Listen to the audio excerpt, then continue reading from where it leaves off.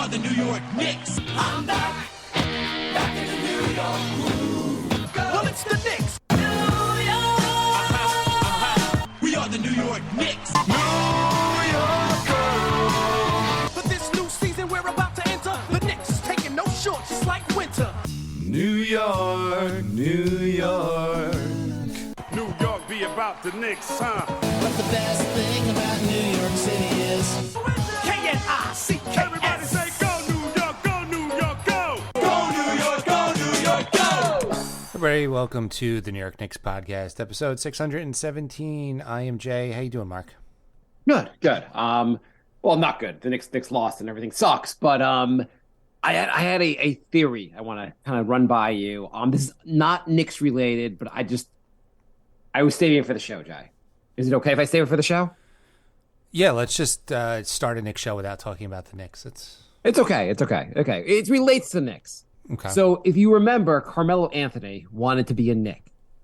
And what was your biggest gripe about Melo when he became a Knick? I'm not talking about his play on the floor. Your biggest gripe was what, Jay? That he didn't wait 3 months to join a free agency. Okay. Well, what if you're a player and your contract is not up anytime soon? What do you do? If you're a star player, how do you get to a new team without the Carmelo Anthony conundrum of kind of basically having that new team give up all their assets to get you? What do you do, Jay? Are you saying there's years left on the contract? Yeah, I'm saying multiple years left on the contract, a star player, huge trade value. What do you got to do? You gotta tank your trade value, right? Yeah. I might. I think I know where you're going with this. And, Where do you think I'm going, Jay? Does it involve going live on Instagram? Keep flashing a gun on Instagram until you have no trade value and you could go to a new team without giving up almost any assets and get the hell out of Memphis. Just keep saying, I'll do it again, bitch. You don't have to force a trade. No one has to look at you and be like, it's a bad guy because I'm forcing a trade. I'm just going to keep flashing that piece until I'm out. It's like it's a piece to Memphis. Anyway, Knicks lost in a heartbreaker. So I'll tell you this. I was watching the game. Like you were watching the game, Jay. I was watching at home. And my son, who I took to one game, I had him watch I got him. He doesn't love watching. Like, he likes going to the game with me, but he doesn't love watching the games with me on TV. But he was watching the game 6 with me almost the entire game. Made me very happy. But near the end, he was getting tired. He's like, I just want to go to bed. And when the Knicks kind of went down by a bunch of points in the fourth quarter, he's like, is it over? I'm like, it's over. It's over. It's go to bed. Go to bed. So he goes upstairs, and then Brunson gets the foul on Brunson, the flagrant foul on Brunson. And I'm like, Zach, get back down here. He comes back down. And I'm like, and he's like, what? I'm like, the Knicks have a chance. And then Brunson turns the ball over immediately. I'm like, okay, go back upstairs. We're good. Yeah, that was, I thought it was over like a half hour before that. They came storming back. It was, you're like, they actually have a chance. They might do this. And I honestly feel like if it goes the same game 7, they're going to win the series. Yeah, it was kind of the opposite of game 5 in the sense of game 5, the Miami, like, they were out to a 10-point lead in the first quarter, and you were like, this is over. And then the Knicks obviously won the next 3 quarters, pretty much the reverse. Knicks played great in the first quarter, and then they stopped playing great the rest of the way. Well, Jalen Brunson was great the whole game, but the rest of the Knicks couldn't play. They had a chance to win at the very end, and then Grimes gets an air ball, which was pretty anticlimactic. Also, shout out to the refs who admitted that they blew 3 calls all in favor of the Heat in the last 2 minutes. That's not important at all in a 4-point game. I have to say, I hate the 2-minute report. All it points out is mistakes that were made, that there'll be no consequences for it, and just to make a fan base even angrier. Right. It's like, oh, just in case you had any suspicions that the refs did a bad job, here's proof. But I have a couple questions. I have a couple questions for you from the game. Yep. First off, when Barrett got to the free throw line 4 times in the first quarter and went 8 for 8 from the free throw line, how were you feeling at that point? Did you think the game was a lock? No, I never think it's a lock with the Knicks. But You didn't feel pretty good when he got 8 free throws in the first goddamn quarter? I did feel very good. I would never say a lock when it comes to the Knicks. Okay. But I felt pretty good.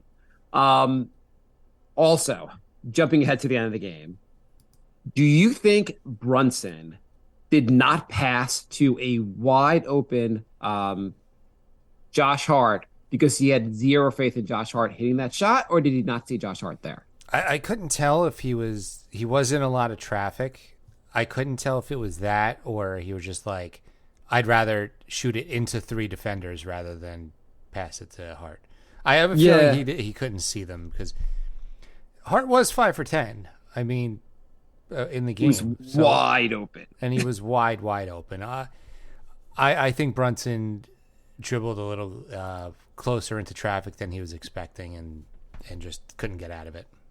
I think it got to the point in the game where Brunson had zero faith in the rest of his teammates and was like, I have to get this basket myself, and I will only give up the ball when I really have to. And by the time he made the decision he had to pass the ball, it was over. Yeah, that's what I think too. I mean, Brunson though, it was amazing the entire playoffs. I mean, just what a performance! If there was any doubts about whether you could win with Brunson, those are over. There's doubts if you could win with literally anybody else on this roster, but the Brunson doubts are over. Before moving on to like Brunson or just after game activity, before moving past the game, were you upset with Tibbs for not calling a timeout? And the Knicks end the game with a timeout. I think Tibbs is planning to use that timeout sometime in July. But do you think he should have used that timeout before that play? Down 2 points. Do you call a timeout? What's the point? He has no plays. Tibbs, why didn't you call a timeout and draw something up? Tiana said the extender failed us, which I got excited when I saw the extender assigned to the game. Scott Foster usually extends every series, and exact opposite. He was pretty biased in favor of the Heat this time. I don't know what was going on. I mean, the Knicks shot more free throws, but I felt the calls really after that first quarter were heavily in favor of the Heat. Yeah, me too. It was almost like they realized, we're going too far in the first quarter, and then they reversed for like the rest of the game. Do you think Tibbs' biggest mistake in the game was taking Brunson off the court for 3 minutes? I thought his biggest mistake was actually, you're not going to believe it coming from me, but taking Obi out and then not putting him back in for a quarter and a half. Like, he was playing really well. Obi's defense is still mixed. It's at this point, was Randall's any better? No, Toppin hit 2 important threes in the game. But I can understand the coach not having a lot of faith in Toppin there also. Yeah, but Randall was terrible, and he's been terrible for the whole playoffs. So. Randall was terrible. He was garbage. He did get, in his defense, he got a bunch of rebounds, hit a bunch of free throws, got 2 block shots. He was getting some effort on defense. It's on and off. I mean, there was still plays where he was just like kind of meandering around. Do you think if Brunson does not leave the game, the Knicks win? No, I wouldn't go that far. I mean, he came out of the game, and I mean, he was a +3 when he was on the court, -7. I mean, McBride, who played those 3 minutes, was a -7. Knicks literally the Heat went on like a 10-0 run the moment he left the game. I mean, that is a good point. Yeah, I mean, the whole thing was Tibbs was like worried about foul trouble, but 3 minutes after that, he's like, okay, you got to go back in the game. I think Tibbs panicked because he was like, I can't play Brunson. By the way, I owe Jay a burger because I said Brunson was going to play all 48 minutes, and I was wrong. But I think Tibbs panicked. He was like, I got to get Brunson out of the game because he has 3 fouls. He also ended the game with only 4 fouls. He panicked and then realized right away how dumb of a move it was and just put him back in the game. If you're really worried about fouls, you take the guy out for like 10 minutes, not 3 minutes. Yeah, but I mean, you can't blame the game on Brunson only playing 45 minutes. I mean, I think if Brunson plays 48 minutes, the Knicks win the whole series. Yeah, I think that's the difference of the series. If Grimes doesn't go 1 for 6, or Barrett doesn't go 1 for 10, or Randall doesn't go 3 for 14. Yeah, fine. Either Brunson plays 48 minutes, or you could blame it on the entire rest of the team being complete garbage. Or I don't know, the starting center would play 25 minutes, scores more than 2 points. You could also blame it on the fact that Brunson had 14 field goals and the entire rest of the team had 13 field goals. Yeah. Usually one player should not have more field goals than the entire rest of the team. It's so frustrating because they were so close to the conference finals, but then you're like, did they even deserve to be in the conference finals with one guy playing well? Okay, Jay, shut the hell up. Yeah, I mean, get there, you get there. Yes, I would have been super happy, but like, it's kind of like it's ridiculous to even think like they were like one basket away from the conference finals with nobody playing well except Brunson. Do you know what deserve? The San Antonio Spurs today got the number 1 pick in the draft. Do they deserve that? Every time they tank, they get Tim Duncan or Wembanyama. We're talking about deserve. You know how I feel about the draft. I think everybody should have even odds. I think it's ridiculous that you can do a bad job and or purposely be bad and then get rewarded. I don't like it at all.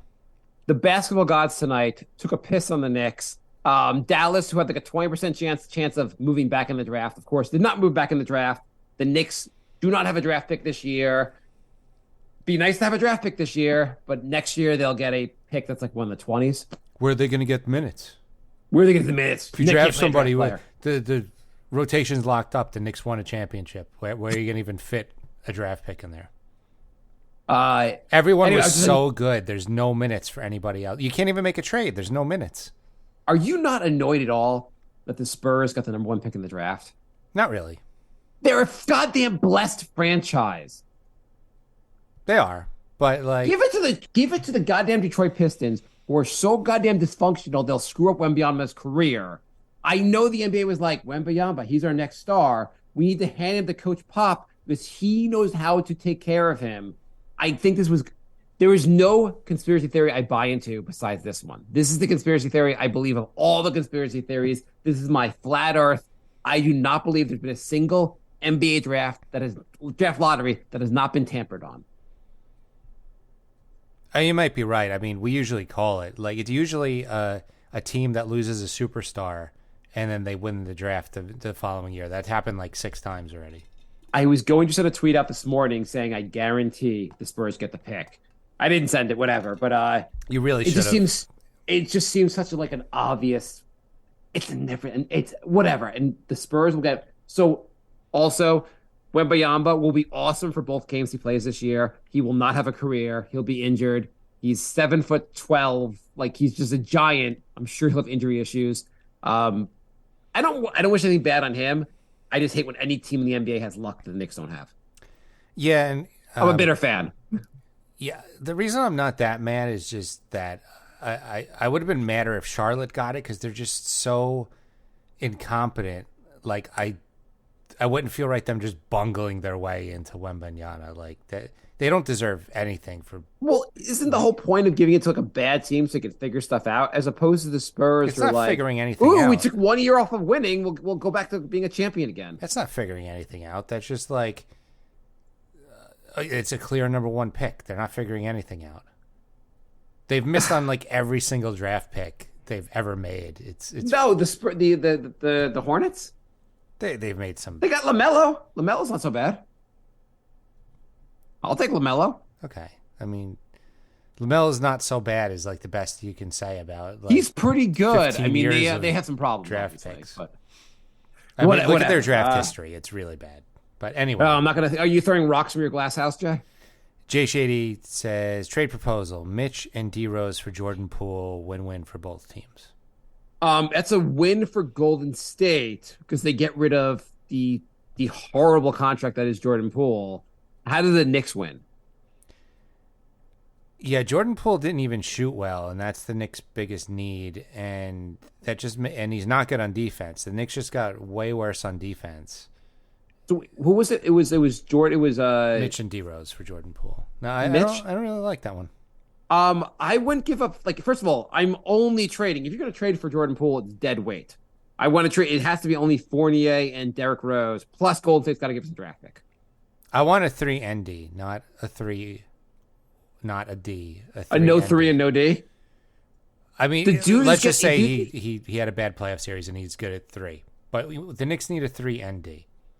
The Knicks fans are also like, Randall's terrible because he only performs in the regular season. He's terrible in the playoffs. Let's get a guy who's just horrendous in the playoffs. Golden State could barely play Jordan Poole. We're going to trade for him?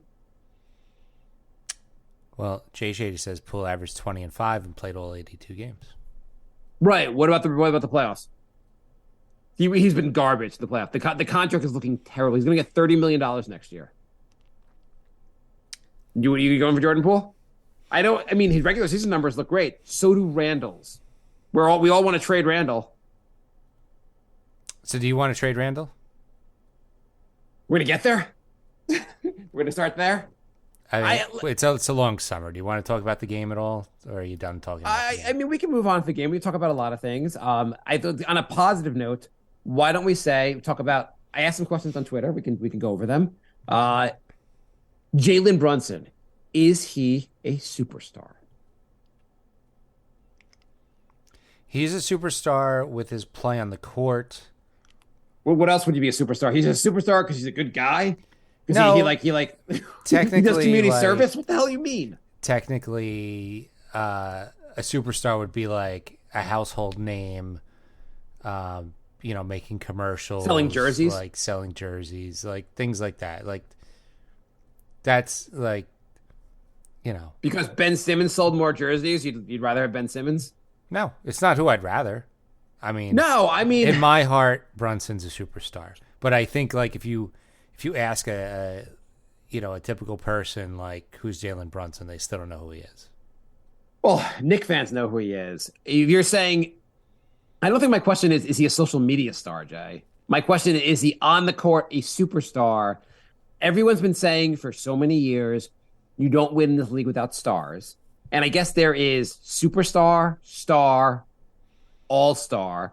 We've had Julius Randle's an all-star at this point, 2-time all-star. But people said that's not good enough. We're not going to win with Randle's your number one guy. We need a true star, maybe a superstar. It all depends on how you define those things. How do you define a superstar, Jay? Right. Without talking about their goddamn jersey sales. Tayana said, Jalen is a superstar in New York City, and he's just a guy to NBA casuals. I mean, that's fair. That's fair. I mean, he hasn't been doing it that long, and that does hold him back as far as name recognition. So I was looking at one of the crappy ESPN shows, and this is going to shock you, but they were gushing over Jimmy Butler, and they said, oh yeah, it was one of their articles. They're like 5-on-5 that you have to pay for now. And Jay pays for them now. Just admit it, Jay. I did the Hulu Disney package, and so it comes with ESPN Plus. Jay pays for ESPN Plus. Okay, go on. I You've did been it making all fun for of ESPN Plus ESPN for so many years. Go on, Jay. Hulu and Disney was just a bonus. I did it all for the ESPN. You just did it for ESPN Plus to read the 5-on-5 article. Go on. So they were saying who is the MVP of the playoffs, and two of them picked Butler, and they said he's been the best player in the playoffs, the entire playoffs. I mean, he wasn't even the best player in that series. No, I mean Brunson had a better series, but Butler won the series. So I mean, the Heat won the series. You can't say Butler won the series. Butler was no, but Butler was on the winning team, and in the series on the Heat, he probably was the best player of the Heat in the series. I would argue it was Bam. Bam was pretty awesome, also, but I'd say Butler was the better player of all them. I mean, like I would say Booker has been outplaying Butler. I mean, you're going to talk about losers? Jokic is good chance of going to the finals. I don't know who's been the best player in the playoffs. Jokic's up there. Booker was really awesome until the last game. Tatum showed up in Game 7 and had 51 points. Yeah, he was goddamn awesome. Points, yeah. Brunson was pretty darn awesome in the playoffs. It depends. Some people will say superstar is just like the top 5 players in the league. And if you want to say that, Brunson's not a superstar. But I think by any definition of a star, he's basically there. He's a guy that when time counts, when it counts in the playoffs, he steps up. He stepped up last year. He was goddamn awesome this year. And I feel like the Knicks have found a guy who's like, we got one star. Probably could use another. But we got one of the 2 stars we need. There's not many players that can make the series that close when that many players are playing bad. I mean, Yeah. Booker went gangbusters, and they got stomped by Denver because Durant wasn't that good. Or like, look at all the teams, the closeout games. Like Philly got blown out, Phoenix got blown out.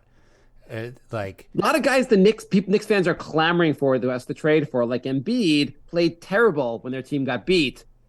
Brunson was pretty damn awesome. Golden State got blown out. Like Yeah. the Knicks barely lost. I'm happy with that. I mean, I'm pissed they didn't make the conference finals, but I'm glad they went out fighting and they made it a game to the very end instead of rolling over like those other teams. Like those teams were like, oh, we're down. Like my mind's already on vacation. Brunson, I mean, some of the critiques people have made about why like Brunson's not a superstar is he's only done it really 1 year where he's the main guy. You got to do it longer to be a superstar. Yeah, but he was like 1A in Dallas. Like No, he was great in the Dallas. he was playing playoffs. like just as good as Luka. But he wasn't the main guy during the regular season. Mm-hmm. Like this is his first year really emerging. Yeah. So people will say he has to do it longer. People have said like, you made to the conference, you made to the semifinals, you got to make it further. There's something. Either way, or no matter what you want to say, I feel very comfortable that first of all, Brunson has clearly surpassed Julius Randle. It is Brunson's team at this point, and I feel very comfortable is that we should build around Brunson, and if we have Brunson, we have a shot. Yeah. Yeah. Like I don't think it's like ridiculous to say the Knicks should be back in the conference semifinals next year. It's not ridiculous that we're not that far away from being a contender anymore. We need a couple shooters. I mean, that was the difference in the series. If the Knicks had a couple like really, really good 3-point shooters, it's a completely different series. So here's a question for you, Jay. Are the shooting solutions already on the roster? I don't think so. I mean, there is an argument. The Knicks everyone else did not have a good playoffs. I mean, Barrett was good for a lot of playoffs. He was terrible last game. But there's an argument that a team is pretty young. The Heat, for instance, just had a lot more experience. This team, if you run it back with more experience, will get better and better. And you don't necessarily you really need to. Can the Knicks run it back? Do the Knicks need to make major changes, or are we closer than we think? It's just a matter of players developing. See, that's where I'm torn. IQ ended the season on a hot streak. Obviously, he had just a disaster of a playoffs. But I think IQ was like, playoff time to kill my extension. Guys, I don't want you to pay me anything. Career-wise, though, he has not been a good 3-point shooter. He's had a couple streaks here and there. In fairness, though, he really stepped up. This is the first year like he really emerged. And obviously, in theory, he can get better and better from here. He was crap in the playoffs, but like I don't know if you can really you can't always look at players' career numbers at this stage in their career. I mean, his year 3 was a lot better than year 1 and 2. Yeah, but I don't know. I just don't see him being a consistently good 3-point shooter. I mean, year 1, didn't he shoot like 39% from 3? No, I think he was absolutely terrible from 3. No, I think you're wrong. I thought his year 1's numbers from 3 weren't that bad. I think it's just like his overall shooting percentage wasn't amazing. I could see you pulling it up, so I'll let you do that. But I think it was really bad. And I think year 2 was just as bad. I thought it was 32%, like year 1 and year 2. I think... And then year 3, I think it was 37%, which is above average, but like barely. So, I mean, I feel like you need somebody in like the 39, 40% range. Okay, so I'm taking forever to pull this up. Hang on. It's all right. But anyway. The best thing for the show is to Google and like pretend Google's really slow. Okay, so year 1... God damn it, I'm having problems with my computer. That's fine. My other... Year 1, his numbers from 3... No, I was right. He shot 39% from 3. He was .389 from 3. Okay. He just shot 39% from the field in total. Yeah, okay. And this year he was much better from 2. Like Year one, he was 40% from two, which is terrible. Year two, he was 44% from two, which is again terrible. Year three, he was 52% from two.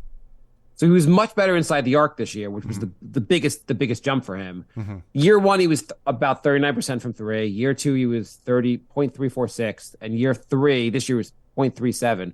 As long as he's around 37% or higher and he can be above 50% from two, he's a very good player. Yeah. Plus his defense is he's a pretty good defender.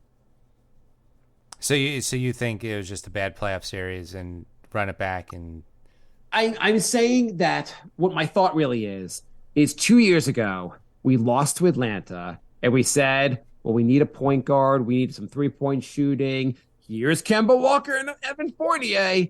And the whole thing was that we overreacted to the good season. We overreacted to that playoffs. We kind of re-upped everyone we had. We gave out dumb contracts and it was a complete disaster. I am worried about Leon Rose overreacting. I'm not saying he will, but I guess I'm putting the warning out. Please do not overreact to a playoff loss against the Heat. We are a very young team.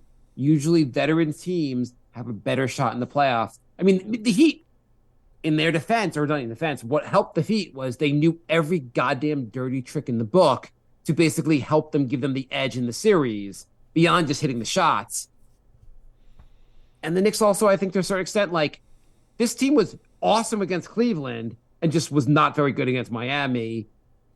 Young players sometimes fall apart. They wilt basically under pressure. Shots aren't falling. I got to say, I think Grimes, I like what I see from Grimes, even though he didn't shoot very well the whole playoffs. I'd roll with Grimes. I don't want to I mean, obviously, we can upgrade. That's great. But, like, I like what I see from Grimes. I like what I see from IQ. At least those two guys, I really like what I've seen. Josh Hart was awesome against Cleveland. He was pretty mediocre, not very good against Miami. I still want to bring him back. And Josh Hart needs to just like start shooting more. I mean, he looks off so many shots. It's so painful. But like, that might be part of being the new guy on the team. Yeah, I mean, part of him being the new guy. Though that was one complaint Portland fans had is he looks off too many shots. And sometimes you got to be the guy that just takes the shots. Well, I you can make the argument that maybe Grimes gets a little more aggressive, IQ gets a little more consistent, maybe Hart doesn't look off as many shots. I still think you need one more shooter on the team. I'm not disagreeing. I feel like you need to upgrade the either the Grimes or the McBride minutes. But my main concern is Randall. I don't think Randall is very easy to completely replace. I know everyone wants to trade Randall. I know we have 2 playoff runs, but he was really not good. He's a 2-time All-Star. His regular season numbers were awesome 2 of the last 3 years. It's hard to. I don't think he's very easy to replace. I'm not saying his contract's not. I don't think his contract is as hard as it is to move from last year. Someone would bite on his contract. His contract's not bad. He obviously put up all-star level numbers. You're not going to get equal return for him. What do you think you're getting for Randall? I don't know. I mean, what's a? You don't have to give me a player, but tell me what kind of return do you think? Like, what's reasonable? Let me just. Okay, so I don't know, Jerian Grant and a draft pick. Okay, so we're trading Randall for a guy that's might be just as bad in the playoffs. What about Jerian Grant do you think he's going to be so awesome?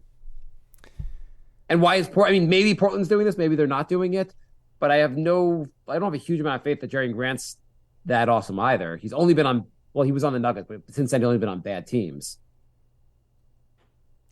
I don't know. The thing is, Jeremy Grant, the guy in Portland you're talking about, right? Yeah, sorry, Jeremy Grant. Yeah, I'm just worried that he looks like he walks around on defense. Too much, I agree. I'm getting like Amari vibes where he just gets completely lost and he kind of just walks around. He seems like he's 2 steps behind on every play. And I'm convinced that there are issues with Randall, but I think they're hard to solve. I don't think Obi is the answer. I think Obi is just a bench guy. I don't either. No matter what you're going to do, he's just like we are not a solid playoff team if Obi's our starting power forward. I do not believe in him as the answer. My concern is that, like, okay, you could say RJ was really bad in an elimination game, but he looked like he was trying. Like, Randall just looked like, I'm cranky and I kind of don't want to do this right now. He did get 2 blocks. He played like, he wasn't like, I mean, Amari got a lot he of didn't play blocks, defense. too. He did. Amari was like got a ton of blocks. Like that's not an indication of being good on I'm defense. just saying Randall played some defense. I know people find clips of him not playing defense. And the blame is right. I almost feel like, though, I'd like to upgrade Obi with a guy that can maybe challenge Randall for minutes. I don't think it's going to be that easy. I mean, so Grant is one proposal, one guy that, maybe Portland does it. Maybe they're like, we just saw what Randall did, so we're just not going to do it.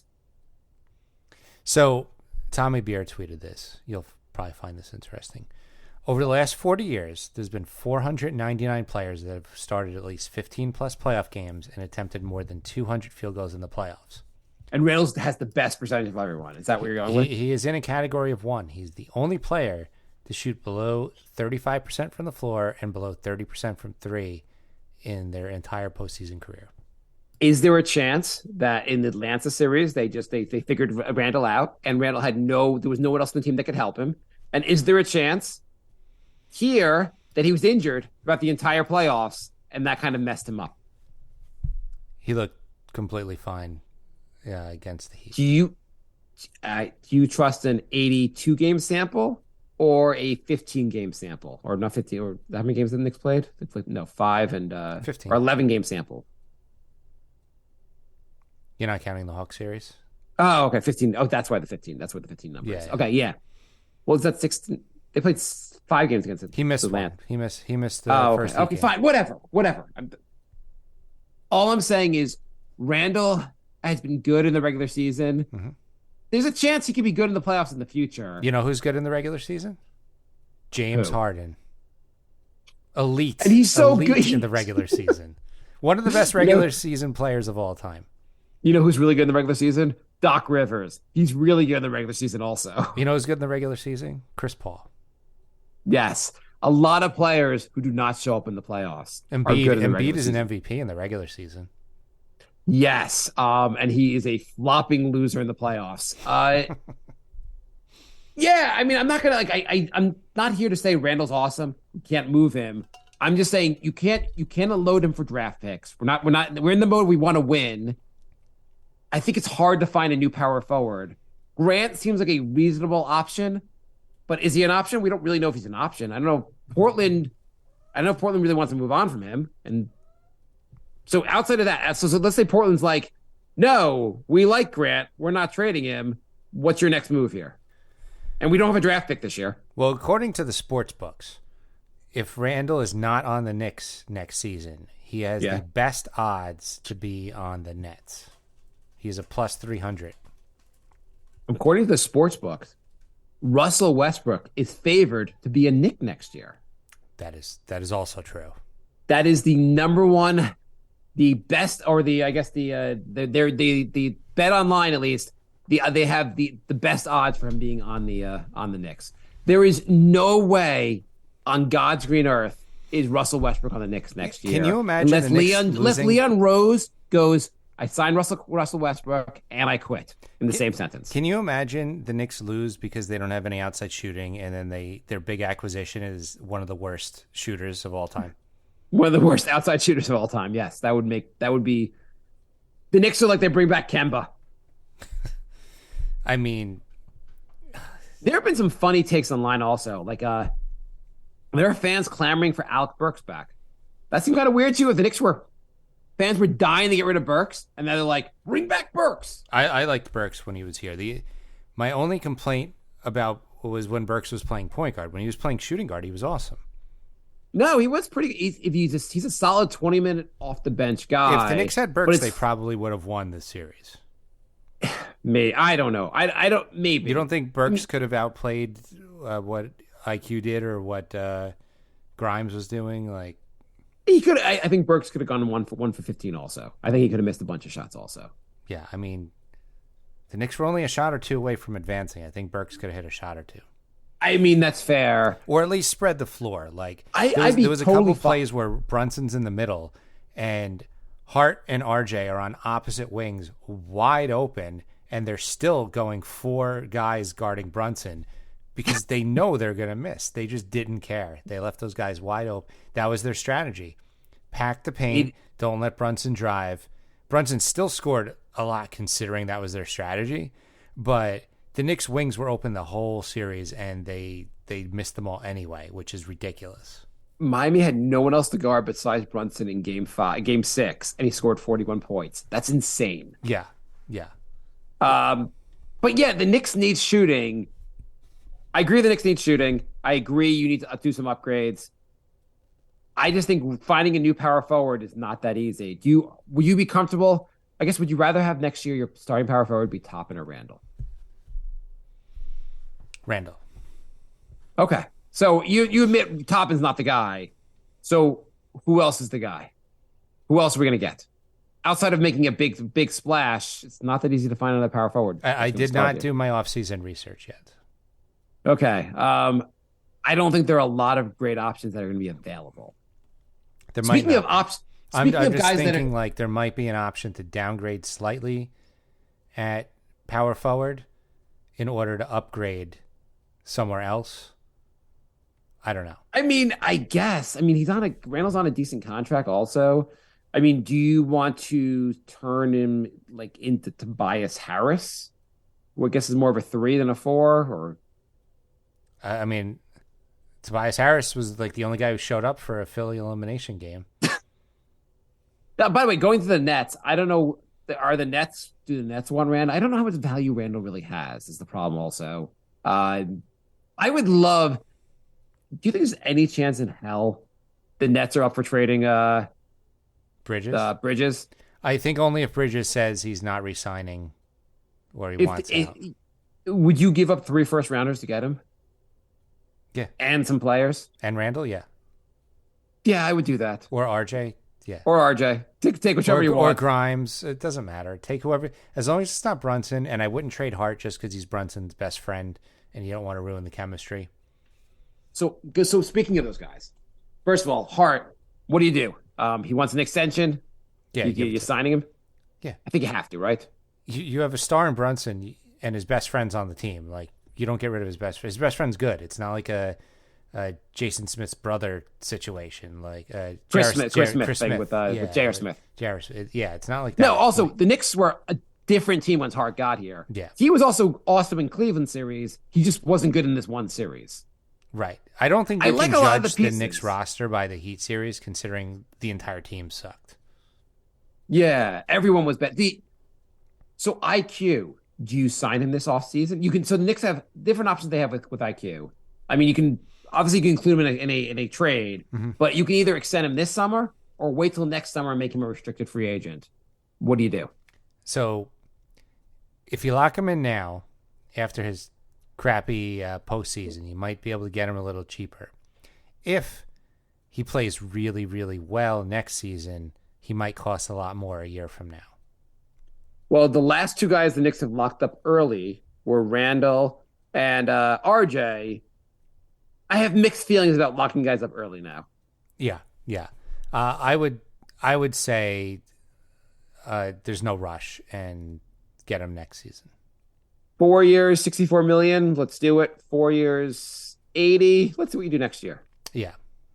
And Obi, same deal. You could sign him this offseason, or you could wait till next year. What do you think? Depends on the cost. I mean, you don't want to give too much money for a guy who's only playing backup minutes and basically has no chance of playing over Randall. I think you don't want to lock him into a contract to make him harder to trade. You got to explore the trade market with Toppin. I think you need a better backup. You need a guy that you need a guy that the coach thinks should really challenge Randall for minutes. Yeah. Or the coach will feel comfortable leaving him out there longer. I agree. And it'd be great if a guy can create his own shot. If he wasn't, or play defense. So at the end of the season, Toppin had a little run. He scored a bunch of points. He was more aggressive. He was cutting to the basket.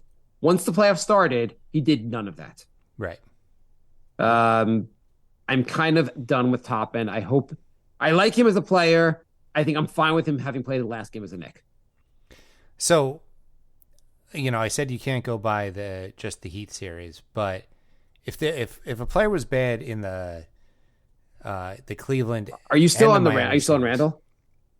No, but Okay, I'm saying- I get it, Jay. Jay wants to trade Randall. Does anyone I understand people want to move on from Randall. My all point is it's not that easy to do. We have to face the reality is that he may not there's a decent chance he's on the team next year. He's Not 100 because 100% on the team next year. it's not because the team is like, we love Randall. It's just you don't want to make the team worse when you move him. Agreed.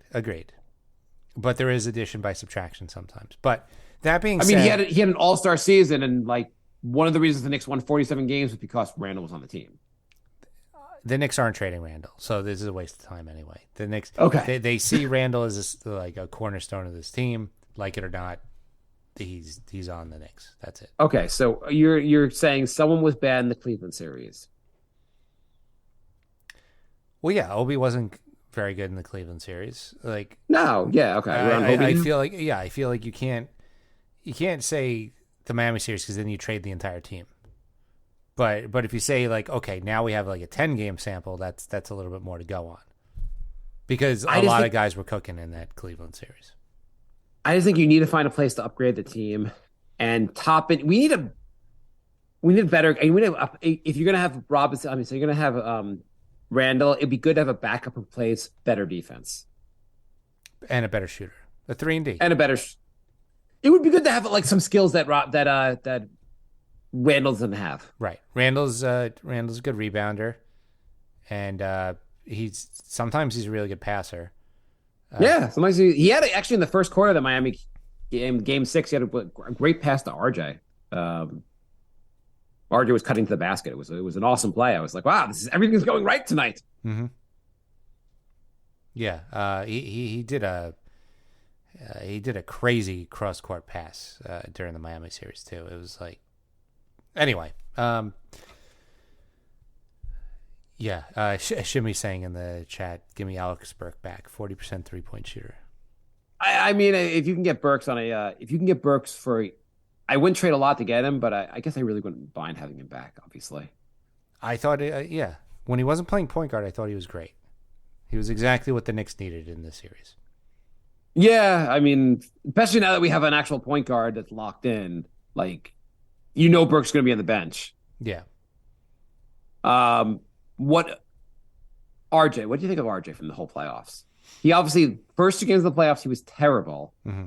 From there until game 5 of the playoffs against Miami, he was pretty awesome. Game and then 4. he sucked in game 6. He wasn't good in game 5 either, really. He was I forgot his numbers from game 5. I thought he was decent.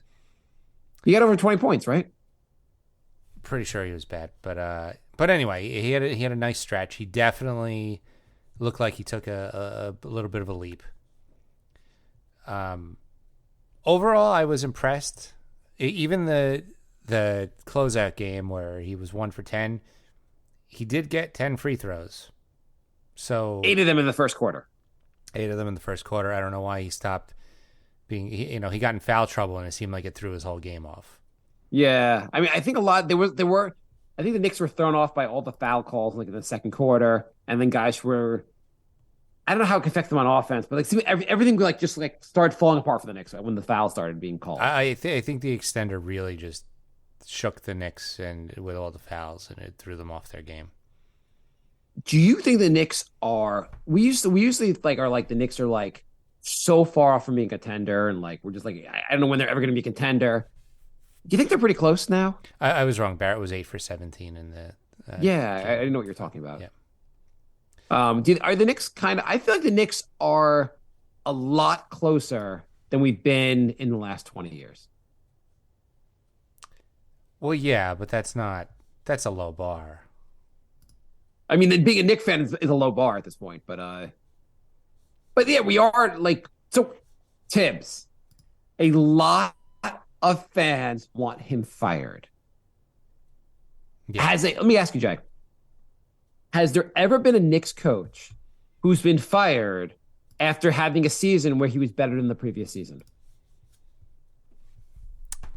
Has There hasn't been many Knicks coaches who've had a good season. You could say Woodson.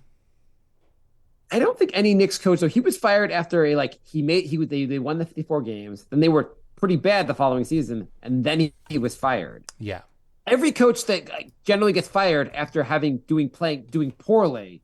This would be I believe with doing minimal research, I believe this would be the first time in Knicks history a coach would be fired when he improved the team. Jeff Van Gundy. When was he fired? What was he coming off of? I forget what year he was fired. I think didn't he quit? I thought he quit like out of nowhere in the middle of the season. I mean, he didn't send a fax like Riley. But I guess the bigger point. I know what you're saying. Yeah, I guess basically the point is the Knicks were 10 games better than the previous season. The Knicks made the second round of the playoffs, had a legitimate shot of winning that series, and Knicks fans want him fired. 2 of the last 3 years they've gone to the playoffs. He was coach of the year in his first year. Whatever faults you have, it's insane to fire him at this point. I think so. I mean, it's not unprecedented. I mean, look at Nick Nurse. What do you mean? Like all the guys that were fired, Nick Nurse, I mean, first of all, too many guys are fired after winning the title, but Nick Nurse, Toronto was terrible this year. And they're at least they had a bad season.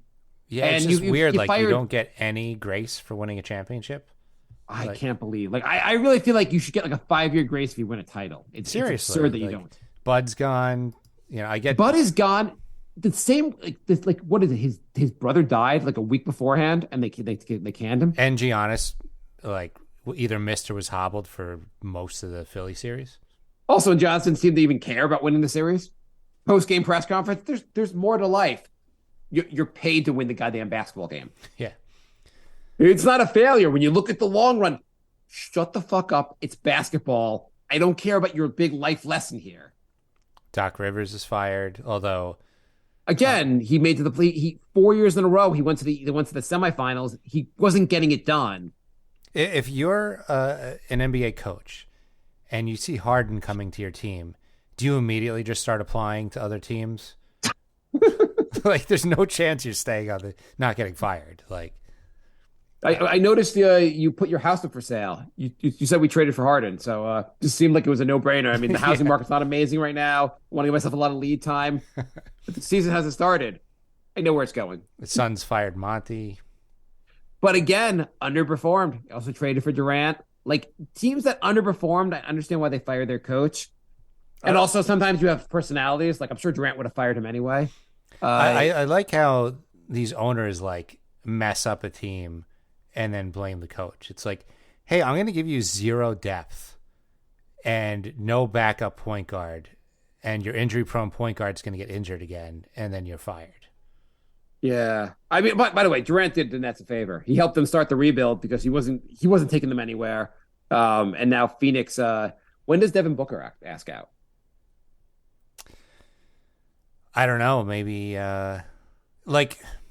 do you say... I will trade every draft pick we have left to get Devin Booker. I'm down for that. Do you say if you're Phoenix, we still have Durant, we still have Booker, let's just run it back and see what happens? Absolutely. You don't think there's a problem with Ayton? I mean, you might make some moves, but you have Booker, you have Durant. You're going to try to figure it out from here. Chris Paul might have one more good year before he gets injured in the playoffs. Chris Paul's already planning surgery for the next year's playoffs.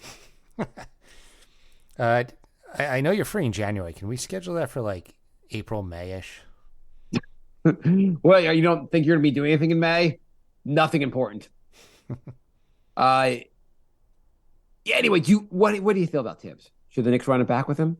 So Tiana says Tibbs hates young players. The rotation still sucks, and the offensive philosophy is non-existent, and the defense was suspect. So, all legit complaints. The defense wasn't so suspect against Cleveland. They took another young team and ripped their hearts out. So Tibbs was a good coach in that series. He just got outcoached by Spo and a veteran team. I mean, the offense does kind of stink. On the other hand, it's a roster with nobody shooting well. So like, Right. You didn't what can give you Tibbs do? an amazing shooting roster. He turned that team into the third, I think tied for third in offensive rating in the NBA. While it wasn't the most creative offense, according to offensive rating, we were a pretty good offense. Yeah, I still don't like it. You watch other teams and they move the ball around so well, and the Knicks have like no ball movement. I don't like it. Right, but I think that it's that. Do you think you take another coach, put him on the Knicks, and suddenly they figure out the ball movement? It might just be the part of it might just be the roster. I think it's more the system. I mean, there might be maybe there's ball movement if guys can hit shots. Maybe we're open to passing the ball if anyone can knock down an open shot. Yeah, I don't buy into the Tibbs hate to the young guys. He benched Rose and Fournier, and he didn't play one guy over 30. So, I mean, I think he answered every critique you had of him before the season. Like he kind of answered that this year, and like he tried new things this year. so I'm not saying so. I'm not saying Tibbs is not a flawed coach. I think this is just a benefit to continuity. Spo's been the coach of the Miami Heat for the last 15 years. I think there's a benefit to having the same coach for a while. I mean, how many years has it been? It's been a lot of years. 15. Not 15, maybe. Yeah, no, it's been 15. Yeah, I think there's a benefit to having not that Tibbs should be the coach for the next 15 years, but we don't need to keep changing coaches at least until we underperform for a year. We're nynixpodcast@gmail.com. Jonathan writes, "Hey guys, I've been a fan of Randall since he's been here. No one can deny that he's an all-star and an all-NBA talent. But man, his 2 playoffs has been terrible. Fans are going crazy about trading him. And because of his terrible play in the playoffs, I'm okay if we trade him, but only if we could get someone better, which Obi is not it. That's the hardest part." Thoughts? Yeah, I agree completely. I'm just saying it's going to be hard to upgrade from Randall or find someone equivalent. Jeremy Grant is maybe an interesting name. What do you think of? So some names have been thrown around, by the way, for players. Some of the big names, like the reflexively people like New York media immediately mentions. What do you think about the Knicks getting Towns? No. Towns, 5 years from now, Towns has a player option for $62 million. He also has a 10% trade kicker, which means that it's actually $68 million 5 years from now. I think people were saying, like, if you don't like Randall's low energy, wait till you see Towns on the court. Yeah, it's like, we're not happy with Randall. What if we got Randall with a slightly better 3-point shot for triple the money? Wait, what if we got a guy who, all the tendencies you hate about Randall, he's worse with? Like Jimmy Butler just beat us. The guy he called soft as baby shit when he played with him, that's the guy you want to get. Yeah. I mean, Tibbs also, I don't think it makes sense. What do you think about Dame? I don't think the Knicks have a good history getting guys in their mid-30s. I just don't. But what if it's a point guard who's 5 foot tall? What do you think? What if he also plays the same position as your best player? I mean, Dame is awesome. I don't think you want 2 guards that size if you want to win. We have a long off season, so let's save all of this. Let's just go to listener questions. Okay. Josh writes, do you think it's time to trade Randall, or this is from Facebook. Do you think time to trade Randall, or does he deserve another go? We kind of mentioned that. David writes, here's a question. What do you see in that photo? I posted a photo of the Knicks. I see a player geared up, excited for the next challenge, close to 2 of his teammates, but who are impressed and inspired by 3 guys. Then I see it. What picture did I post? God damn it. Let me find this picture real quick. So I can't have him describing a picture and not mention what the picture was. And so I posted a picture of... It's Brunson, Barrett, Grimes, and Randall.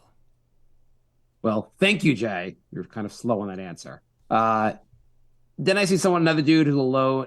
It's basically bashing Randall, right? So it's Grimes, Barrett, and Brunson kind of close together, and Randall's off to the side. He is raising his fist, so it looks like he's celebrating, but he does have his back to the other 3.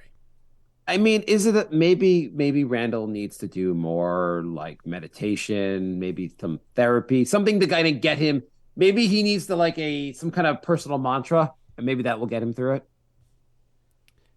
Maybe this will be chip on the shoulder season. Yeah.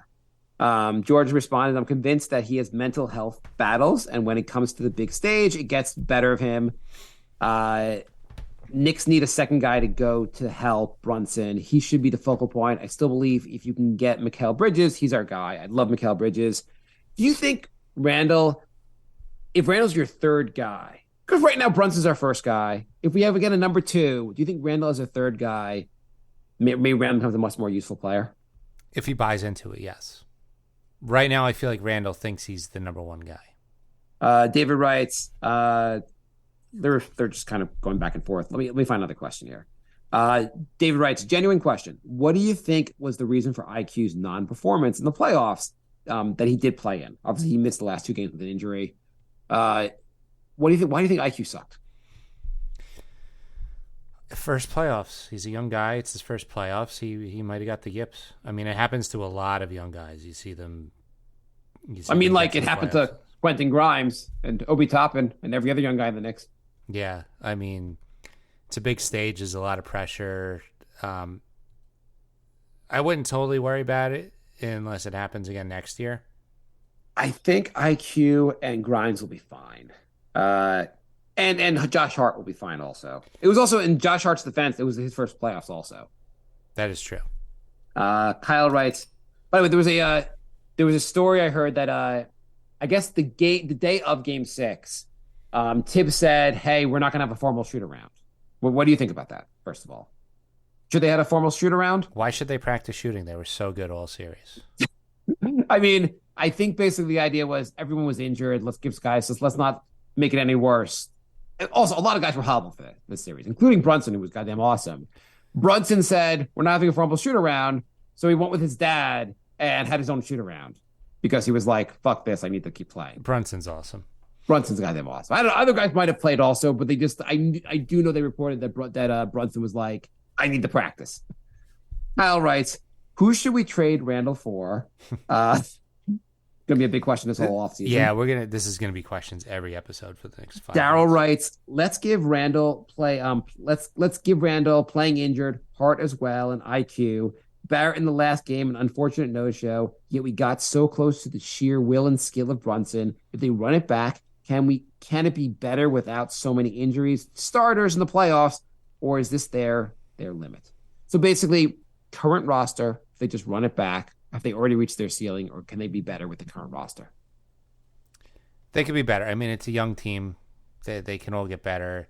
The question is, like, next year, Harrow's back. So, like, are the Knicks better than you could say, with improvement for IQ Grimes and Barrett, the Knicks will be better. But will they be better than the Heat with Harrow?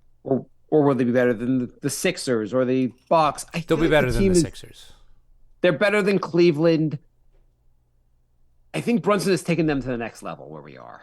I don't know. Like, we're not at the, like, we're past, like, are we going to be a playoff team? The question, we're a lock to be in the playoffs. Now we have to take the next leap. But we're close. Yeah. Anthony writes, do you guys think the Knicks go for a home run move this offseason or keep building and make smaller moves overall? It's a good question. It is. I think they are positioned for either. And if there's a surprise star that says they want out, the Knicks Devin Booker, ask out. The Knicks are ready to jump on it. But I don't think they're going to do what they did in the past and make a move just to make a move. So, Jay, is this an original thought, or did you get that from your ESPN Insider 5-on-5 article? They did like barely even mention the Knicks that whole time. So I think they're going to stay the course unless something unexpected happens. But it is the NBA, and the unexpected probably will happen. Somebody's going to ask out, and the Knicks will be right there. I think Leon should have the mindset that we're going to try to win the title in the next 3 years. Mm-hmm. We don't have to win it next year. Mm-hmm. Which I think is that's my guess. You think it's more likely we make a big move or a smaller move? Like, improve the bench, or I guess Jay, are we more likely to have a different bench player next year or a different starter? I'd say bench player. You don't think the starting lineup's changing? If it is, if it is, I think they made a bigger move. Yeah, I guess that's true. And by the way, any concern that iHeart and Mitchell Robinson barely showed up in the Miami series. Again, they were awesome. They ate Cleveland's lunch, but they weren't so great against Miami. Yeah, I don't know. They Young all play team. bad though, so it's hard to judge. Nomad writes quickly for Gary Trent on a sign and trade. Who says no? Oh, IQ for Gary Trent. Team needs more shooting. What do you think? It's intriguing. I haven't seen a lot of Trent. Is he all right on defense? Like, I don't want to get He's significantly decent worse on defense, and he's a good shooter. I don't know that the Raptors do this, but I would be intrigued. Yeah, I would listen. Mr. Robbie Carter writes, what is Tom Thibodeau's status? Will Julius Randle be traded? Sabal writes, Knicks lost because of their coach. You think they lost because of their coach? No, I think they lost because none of them could shoot. I'm pretty sure they lost because of their coach, because their coach said that, guys, miss every shot. I'm telling you the strategy will work. Also, get a lot of touch fouls called on you. Base Nick fan writes. So anyway, Tibbs is safe. Tibbs is safe. He's not getting fired. Yeah. He would have been fired already. I think there's no chance. I mean, there's a chance Randall gets traded. There's 0% chance that Thibodeau gets traded. He would have been fired already. Look how quickly Philly fired Doc. That's the way it works. Yeah, that's true. Word in the street is Randall isn't a good fit with Brunson. Would you mind getting rid of him for KP? First off, before you even mention the KP aspect, do you think Randall's a bad fit with Brunson? Do you have any reason to believe that? A little bit. It seems Why? like they just take turns doing iso ball. Like, I mean, Brunson, I love Brunson, but he's a little more of an ISO heavy point guard to begin with. right, and then you got an iso heavy forward. It's not great.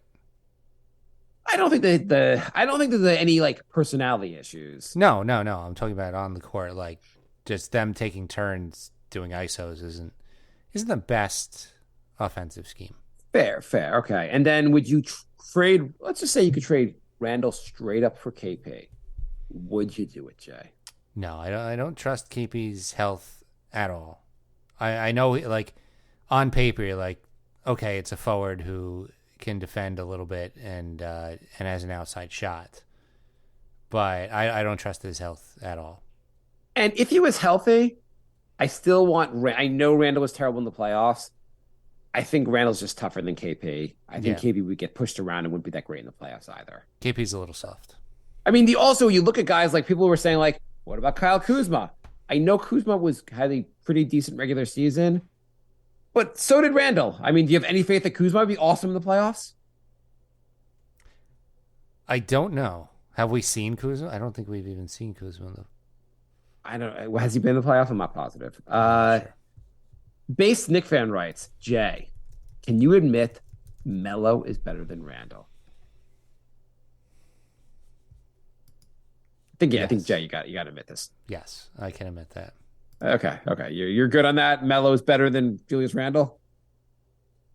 Yes, Kuzma has Melo may not have been amazing defensively, but he always showed up offensively in the playoffs. Did you know Kuzma was the bubble champion?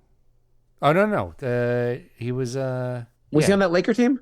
He won in 2020. Yeah. Yeah, in the Laker team. Yeah. Yeah. I don't know how he played in that series because I don't know offhand, but 43% from the field, 31 from three. He averaged 10. I mean, this is 3 years ago, and he looks like he's gotten a lot better since. Yeah, I'm just saying, like, I don't know if he's like your starting power forward. Fine, he's not bad either. He's got that Kardashian curse. I don't want any Kardashian Jenner curse near us. And Tsunami writes, since this is Jalen's team, do you think he liked Randall's effort in the playoffs? You think he sits down with the front office to make changes? Do you think Jalen Brunson now has the ability to go to the front office and go, tell me this is to dictate moves? Is he a star that can dictate moves the team makes?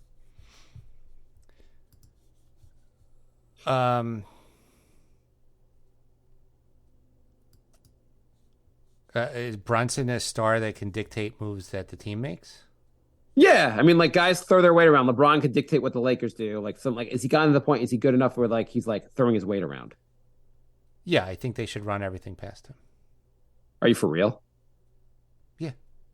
Oh, I think that's terrible. You don't think they should run moves past their star point guard before they make them? I think you can't let your star player be your GM.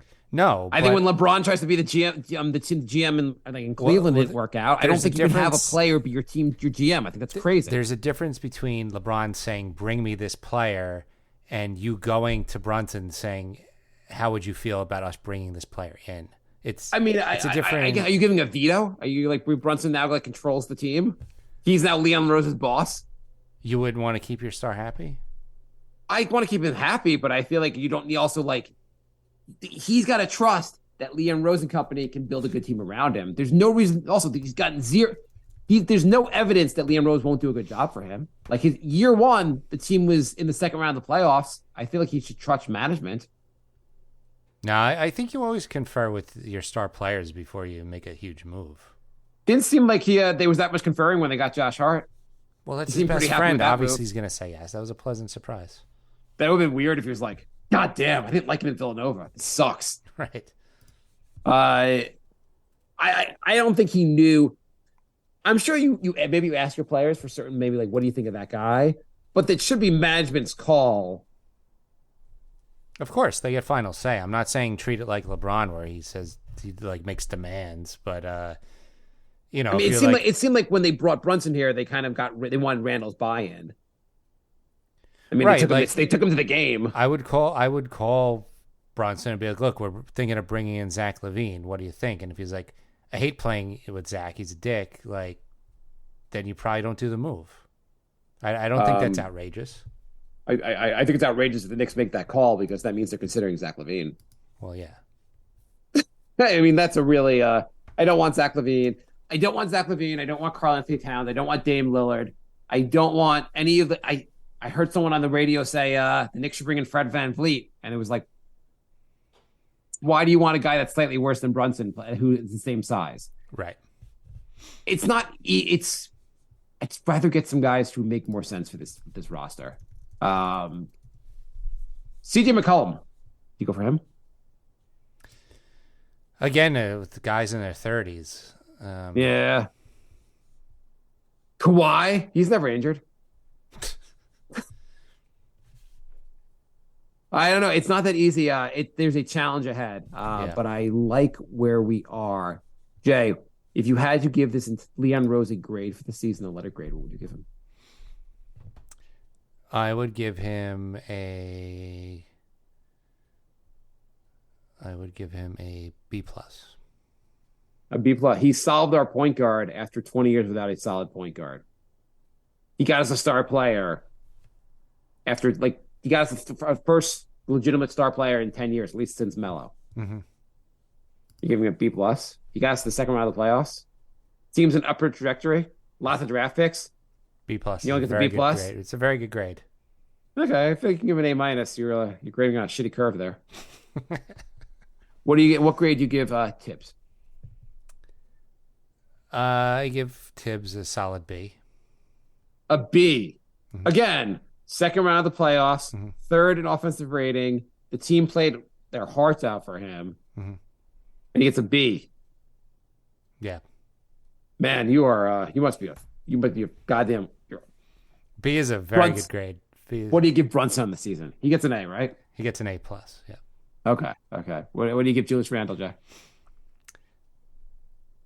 Are we including the playoffs, or are we doing like an? We're including everything, Jay. We're including everything. Even the fact that after the game he hugged his wife, which was like controversial. I'm gonna give Randall He was like an A in the regular season. He was like a D in the playoffs. So, what do you call that? B plus, somewhere in the middle. B minus, maybe. Nah. I got to weigh the playoffs more than the regular season. Yeah, I know, but he was solid enough, and he's a solid B. I think anything lower than B is you're giving some Randall hate there. I might be. Okay. What do you give Barrett? The opposite, I guess. He was kind of a mediocre regular season, but he stepped up in the playoffs. Yeah. Part of the playoffs. Yeah. Yeah, around the same as Randall, I guess, a B. IQ? These guys are so hard. They had such opposite regular seasons and playoffs. They're killing me. Yeah. He would have got probably like A- for the regular season, like a D in the playoffs. B? B-, yeah. B? Okay. Josh Hart. Josh Hart, I would probably give an A- based on expectations. He was better than expected in the regular season. He was good in the Cleveland series. He's really good in the Cleveland series. And he had like one or two okay games against the Heat. Maybe What one. do you give Mitch? Mitch, I'll give a B+. I feel like we can't knock him too much for his lack of offense because he's not like they never pass to him like ever. That might be because he has no idea what to do when he gets the ball. No, he does. He's like, I get the ball, I get fouled, I miss 2 free throws, and repeat. Hey, in the last 2 games, he was hitting them. He had 4 for 6 when they went with the hack a Mitch. Yeah. I did not like Randall getting right under the net and then trying to do like a wraparound pass to Mitch, but throwing it 90 miles an hour at his ankles. It's like Sometimes they get too cute, or just like there are too many guys that are trying to pass. Get the pass to Mitch has to be above his shoulders. right. Yeah, I saw people saying like Mitch can't catch anything, and I'm thinking like if somebody throws a ball 90 miles an hour at my ankles, I'm not catching it either. Like It's also, especially you when really you're not don't- expecting it coming. Mitch is ready for the rebound, and Randall's throwing it at his feet. The ball you cannot throw it below the waist to a big. It Yeah. never works out. Never. What do you think of iHeart? Pretty good. B? B? B, yeah. There's a lot of B's. Obi? C+, B-. Yeah, sounds about right. I think he was very mediocre in the playoffs. He wasn't that amazing during the regular season. Yeah. And McBride?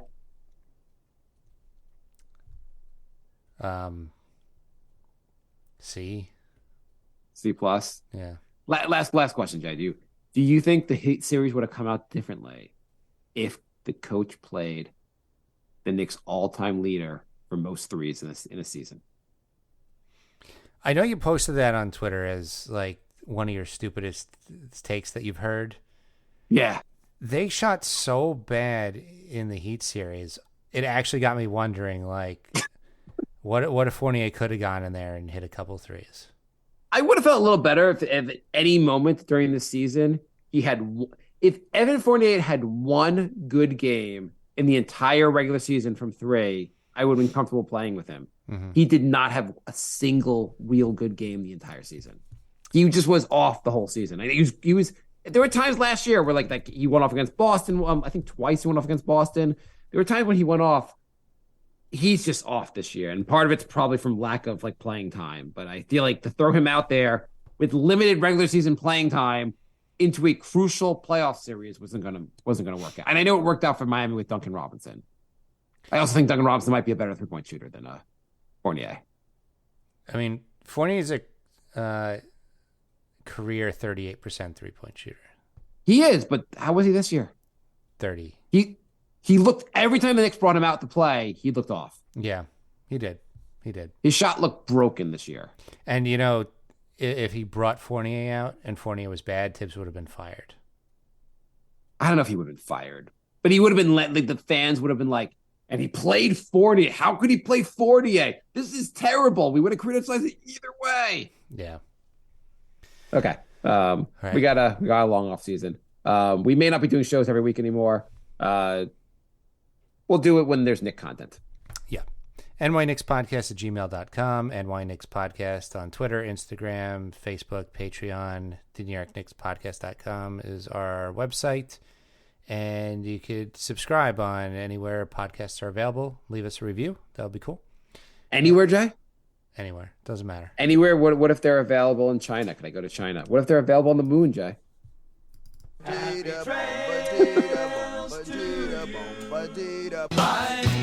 love. Goodbye, everybody. Goodbye. It's all over.